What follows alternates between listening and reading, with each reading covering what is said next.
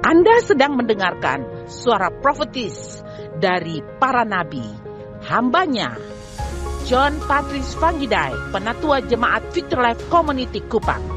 Dengarkanlah dan lakukanlah perintah Tuhan melalui para nabi, maka engkau akan berhasil. Selamat mendengarkan.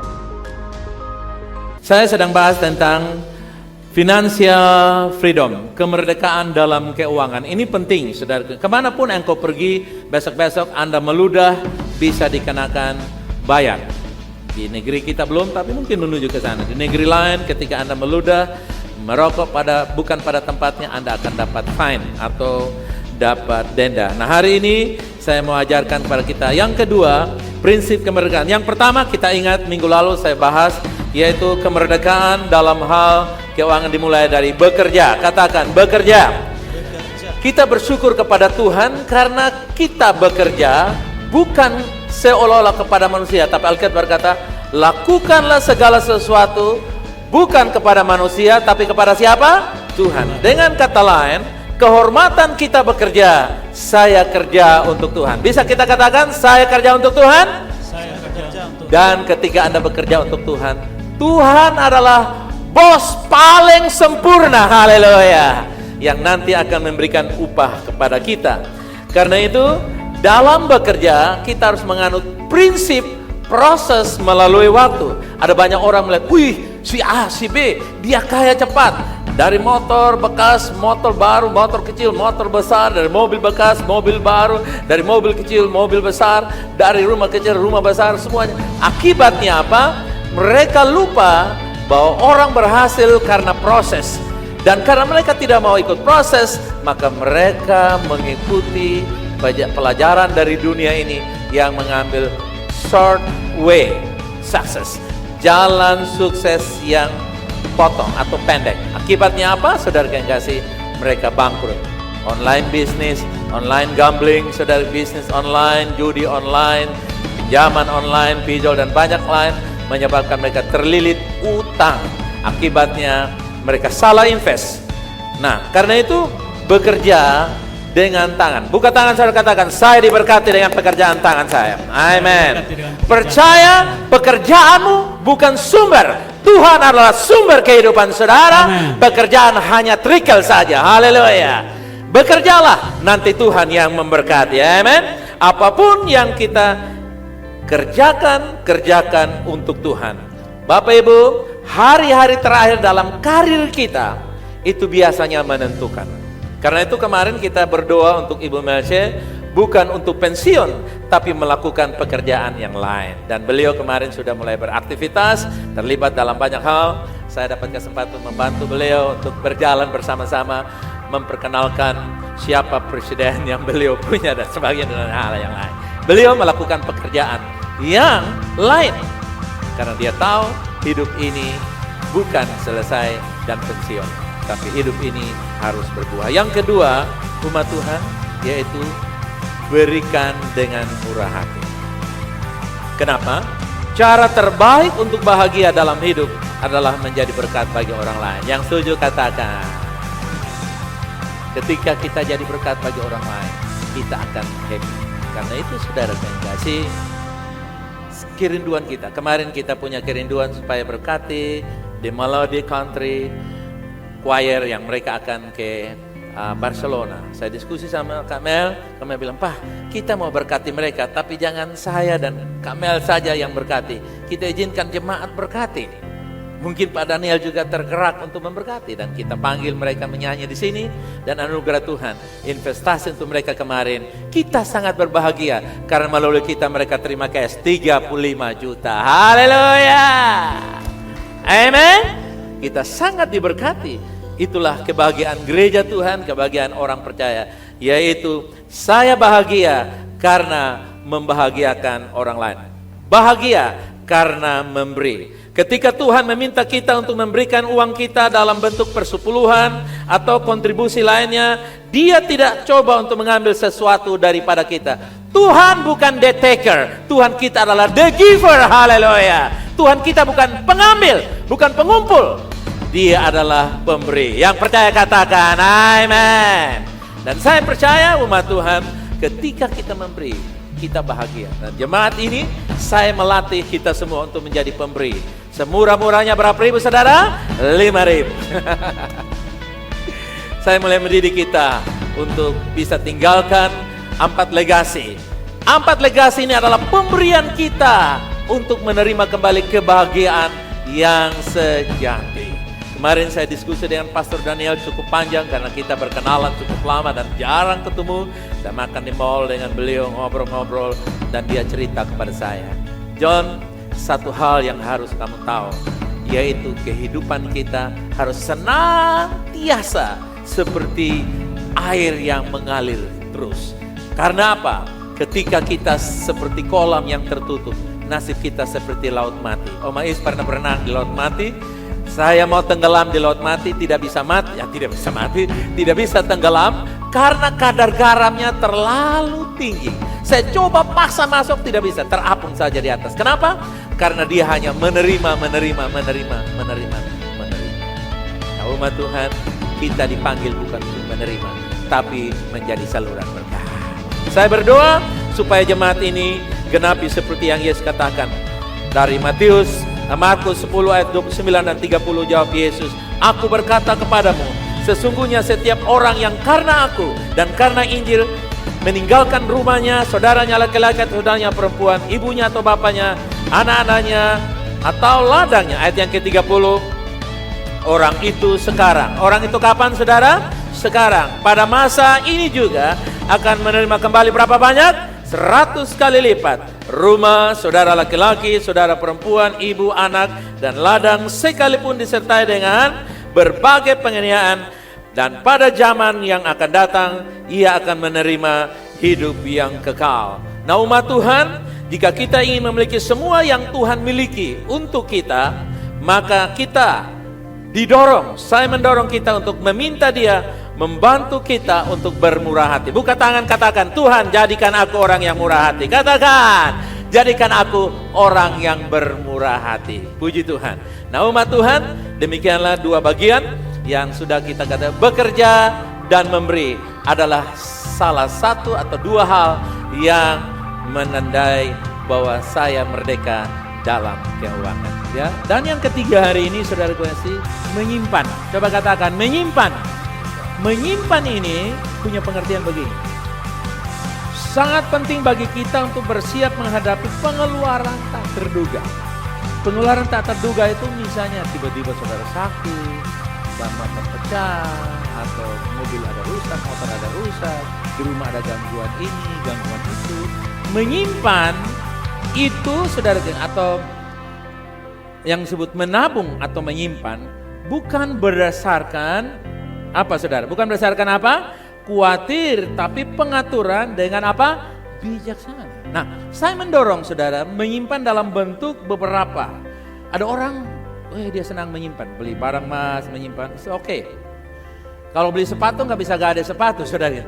Tapi kalau mainan berbentuk sepatu, mainan emas, saudara bisa gade. Oke, no problem. Bisa lakukan itu, saudara bisa lakukan. Ada orang menyimpan bukan, yang penting simpan bukan kuat. Coba katakan, saya menyimpan bukan karena khawatir tapi bijaksana. 2, 3, go. Saya menyimpan bukan karena khawatir tapi bijaksana. Iya.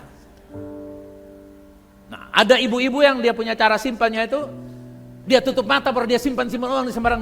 Amin, selesai. Nanti pas pada waktu dia kebutuhan dia ingat. Dia pernah buang-buang uang di mana? Dia cari dapat 1 juta, 2 juta. Kadang-kadang suami-suami bongkar-bongkar dapat ketemu. Jadi istri pandai mencari uang, saudara kasih. Dengan cara apa? Menyimpan. Nah, tetapi juga saudara kasih bijaksana itu saudara pegang BPJS. Apa saudara? Staff-staff di sini semuanya saya kasih BPJS untuk kecelakaan kerja dan hari tua. Jadi semua staf di sini dapat, saya juga termasuk, pensiun di hari tua. Ya saudara yang pikir kita di multimedia, dia min begini saudara, nanti hidupnya selesai. No, kita bayar mereka premi untuk mereka punya hari tua. Dan kita tidak beriman untuk mereka jatuh dan mati, saudara kasih. Tapi kalau mereka bawa motor, mereka celaka, bisa saja diobati dengan BPJS. Oke. Nah, saudara mesti punya BPJS. Mungkin 51.000, 60.000 itu akan menolong saudara Untuk apa? Pada waktu Anda sakit, saya kadang-kadang saudara yang kasih, saya pingin cepat. Ini saya 600.000 memang. Iya, aku habis jadi mau cepat-cepatnya. Orang lapor aja kan BPJS kan. Saya pernah ikut BPJS operasi saudara yang kasih, 0 rupiah. 0 rupiah. Operasi 0 rupiah. Kemarin periksa 1,5 juta karena buru-buru cepat saudara yang kasih. Lihat, 0 rupiah dan 1,5 juta itu beli Senin banyak kawan. Itu dapur bisa berdiri. Kandang ayam 2 berdiri saudara. Ya. Coba kiri kanan, lihat. Si punya BPJS kan? Penting. Ada ya? Ada. Kenapa? Karena itu penting. Ya Pak John Dede ya? Penting. Kemarin satu saudara, Kak, tolong doakan dulu Kak. Ya, saya tahu doakan tentu bukan doa saja. Kenapa? Saya BPJS 5 tahun tidak bayar Kak. Di sini berapa Kak? Nomornya berapa? Segitu saya tahu. Resi tolong. Resi bilang, Pak 10 juta itu Pak. Nah bayangkan saudara. Coba kalau dia bayar sedikit-sedikit kan, waktu mau operasi besar kan? No. Karena itu menyimpan dalam bentuk BPJS. Amin saudara. Apa artinya kamu pakai barang mahal tapi jalan bongkok-bongkok sakit terus? Bukan berarti barang masalah saudara. Kalau bisa barang mahal, jual satu rantai bayar BPJS saudara. Jadi pakai kartu BPJS saja saudara. Mulai besok pakai kartu BPJS ya. Nah minta maaf saya tidak menyinggung saudara yang belum punya. Yang belum punya juga bayar saudara. Jangan usahakan. Lebih baik saudara tidak punya HP daripada tidak punya BPJS. Karena waktu sakit tidak mungkin HP menolong saudara. BPJS akan menolong. Ini cara yang sangat bijaksana. Membuat orang lain tentram.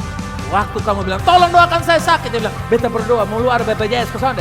Soalnya ada, nah karena kita berdoa tapi pikir, aduh mau bantu dia bagaimana, kau tunjuk pas-pas. Ini real saudara kekasih, betul.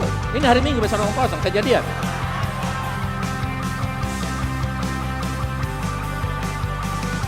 Oke, jadi yang ketiga adalah apa saudara? Menyimpan, kenapa? Karena Ulangan 28 ayat 8, dengar baik-baik. Tuhan akan memerintahkan berkat ke atas lumbumu, tabunganmu, dan dalam segala usaha. Katakan, waktu saya simpan Tuhan berkati. 2, 3. Waktu saya simpan Tuhan berkati. Karena kamu tahu bahwa itu kamu akan pakai untuk. Ya kalau tidak sehat, ya sudah. Kalau sehat ya udah, pakai untuk yang lain. Amin. Tapi kalau saudara perlu, oke, itu saja saya bisa bagikan. Yang ketiga adalah apa saudara? Menyimpan adalah tindakan iman. Karena itu bijaksana. Oke, membelanjakan. Wah, ini yang paling enak saudara kekasih. Wah, orang bilang cabut saudara kekasih. Ini yang paling enak. Saudara. Apalagi belanja pakai uang orang lain, lebih enak lagi saudara. Nah, ini bagian yang sangat menyenangkan. Semua orang menunggu ini saudara. Betul ya? Kita perlu menghabiskan uang kita karena uang ada untuk dapat dimanfaatkan. Makanya ada istilah cash flow. Cash flow artinya mengalirnya uang. Kalau Anda tidak mengizinkan uang mengalir melalui saudara, maka uang cari jalan lain yang bisa dialirkan. Atau uang memaksakan untuk mengalir melalui kita. Nah, kalau uang paksa jalan melalui kita, itu biasanya lewat hal yang tidak menyenangkan. Tapi kalau kita menjadikan kita jalan uang mengalir, maka uang akan senang membawa kebahagiaan tanpa ada bikin masalah dengan kita. Nah, untuk itu umat Tuhan, kita perlu menghabiskan apa yang ada pada kita, tapi dalam konteks saudara yang kasih, dengan tahu apa yang kita miliki. Saya tidak bisa menghabiskan apa yang saya tidak miliki. Betul ya saudara? Saya harus tahu apa yang saya miliki, sehingga saya bisa ada keseimbangan. Saya tidak bisa menghabiskan apa yang saya tidak miliki. Karena itu saudara yang kasih ada pemahaman begini. Jangan membeli apa yang kita tidak butuhkan. Nah sekarang ini mudah di tangan kita. Kita bisa melihat ada Shopee, ada apa lagi saudara yang kasih. Ada Lazada, ada apa lagi saudara yang kasih. Nah saudara tahu persis. Ada belanja-belanja online saudara yang kasih. Yang kadang-kadang kita tidak sadar. Kita bisa membeli. Bahkan saudara yang kasih dia bilang pakai dulu sekarang, pay later saudara yang kasih. Nah ini akan membahayakan kita. Karena itu ada beberapa ayat firman yang mengajarkan kepada kita konteks membenjalakan. Yang pertama kita harus punya pengertian dari Roma 13 ayat 38 dikatakan janganlah kamu berhutang apa-apa kepada siapapun. Ya. Apa-apa kepada siapa? Coba katakan. Apa-apa kepada siapa? Jangan sampai jipit feneti pun berutang, saudara yang kasih. Nah, Alkitab menjelaskan kepada kita. Yang percaya katakan amin. Yang kedua, Amsal 22 ayat yang ke-7. Orang kaya menguasai orang miskin.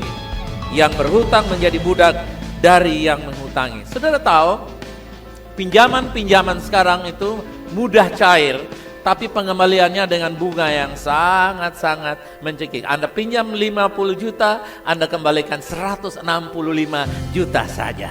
Nah, saudara yang kasih, itu penggenapan di ayat ini dikatakan bahwa orang kaya atau orang yang punya uang, itulah sebabnya saya berdoa supaya jemaat ini memberi pinjam tanpa bunga. Haleluya. Amin. Amin. Umat Tuhan, yang ketiga, Amsal 20 ayat yang ke-14 dikatakan begini. Kalau saudara mau membenjalakan, harus saudara kuasai ilmu ini. Bilang apa? Bilang apa? Tidak baik, kata si pembeli. Tetapi begitu ia pergi, ia memuji dirinya. Wah, anak uang masih ada. Dan ini berapa? 3.000. Bohong, omong kosong. Ini berapa? 4.000. Putar balik, harusnya 5. Tapi dia omong kosong. Dia tanya semua, terakhir dia pulang, dia hitung. Wah, masih ada, saya bisa bikin yang lain.